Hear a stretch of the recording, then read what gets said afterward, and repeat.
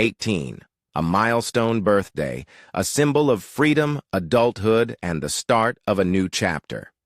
For most teenagers, turning 18 comes with excitement, a grand party, laughter, and memories with friends.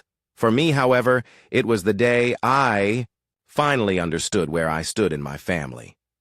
My parents had promised a big celebration. They invited my closest friends and extended family. I had been looking forward to it for weeks, counting down the days. But as always, my older sister Jessica had to make everything about herself. Jessica was 23, and she had always been my parents' favorite. I had grown used to it. She threw tantrums, got whatever she wanted, and had never faced real consequences in her life. But this time she took something from me that I could never get back. My 18th birthday. 3 days before my big day, Jessica was supposed to fly to New York with her friends. She had been excited about it for months, but fate had other plans. A massive storm hit the Midwest, grounding all flights. Just like that, her trip was canceled indefinitely. She was furious, not just disappointed, furious. She sulked, complained, and made sure everyone in the house knew how unfair life was. And as usual, my parents tiptoed around her, desperate, to keep her from throwing a fit. Then she said something that changed everything. If I don't get to have fun, neither does Ethan. And just like that, my parents canceled my birthday party. The night of my party, I was buzzing with excitement. I had spent the entire day preparing, setting up decorations, making sure everything was perfect. But as the hours passed, no one showed up. I checked my phone. No texts, no calls, no, "Hey, I'm on my way," messages from my friends. The house was eerily quiet. Confused, I went downstairs to find my parents. "Where is everyone?" I asked, my voice filled with confusion. They exchanged a look, like they had been dreading this moment. Then my mom spoke. "Oh, honey, we canceled the party." I stared at them, unable to process what I had just heard.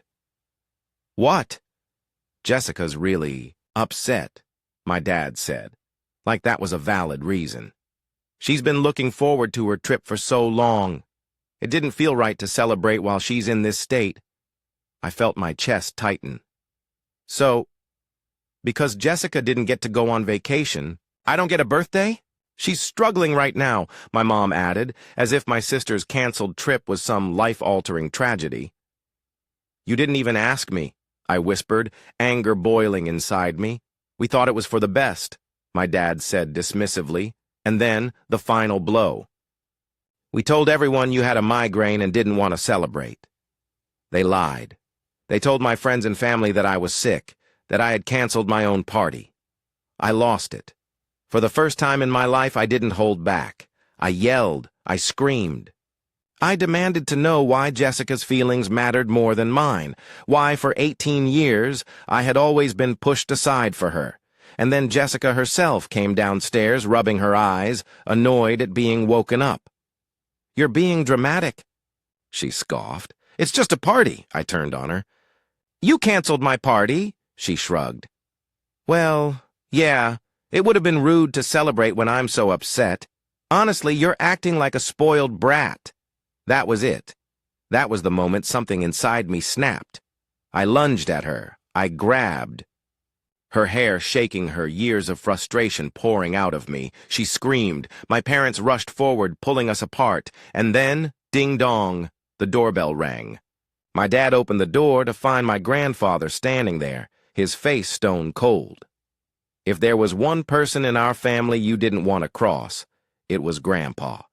He was a retired attorney, respected, sharp, and most importantly, the man who had been financially supporting my parents for years. He stepped inside, his gaze sweeping the room. "Why is there yelling?" Silence.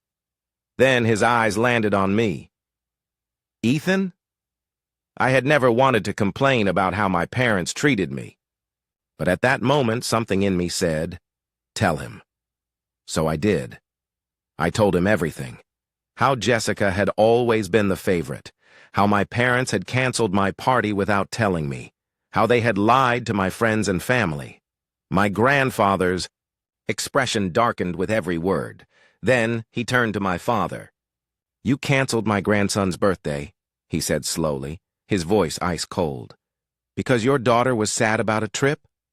My dad swallowed. It was enough. My grandfather's voice boomed through the house. And then came the truth I never knew. For years, my grandfather had been giving my parents money every month to keep their business afloat. He had even paid for my birthday party.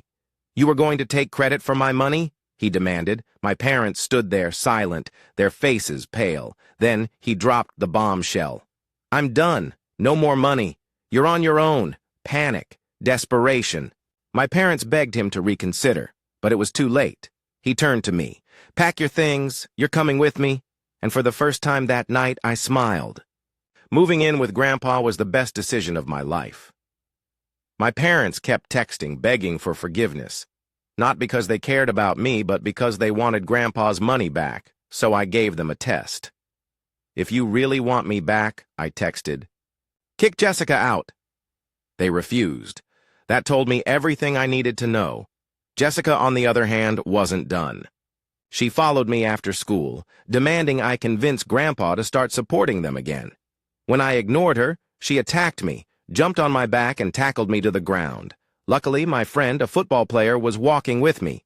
He pulled her off me like she weighed nothing. I slapped her. "Hard! If you touch me again, I'm calling the cops." She never bothered me again. A year has passed since that night, and honestly, it still feels surreal how everything unfolded. My parents? They got exactly what they deserved. Once my grandfather cut them off, they scrambled to find new financial support. My mom's brother stepped in, becoming a partner in their struggling business. That meant they no longer needed Grandpa's money, and the moment they secured financial stability, they sent me a text saying they had chosen Jessica over me. Wasn't surprised. They accused me of being bitter and spiteful, claiming I had always been jealous of Jessica. Then they blocked me. Yes, you read that right. They blocked me. After 18 years of neglecting me, they had the audacity to act like I was the problem. Honestly, I laughed. "Jessica? She moved out a few months ago. I don't know where she is, and I don't care. From what I've heard through distant relatives, she's struggling to make it on her own. Turns out when you've been coddled your whole life and handed everything on a silver platter, real life hits hard. As for me, I'm in college now and I love it.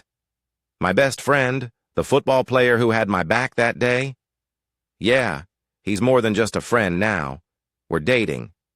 And yes, a few of you predicted it. Grandpa and I have built a bond stronger than ever. We have both forgiven the past, but we don't forget. He still regrets not stepping in sooner, and I still have moments of frustration when I think about everything my parents put me through. But at the end of the day, I won. No more walking on eggshells, no more being the second choice, no more sacrificing my happiness for people who never cared about mine.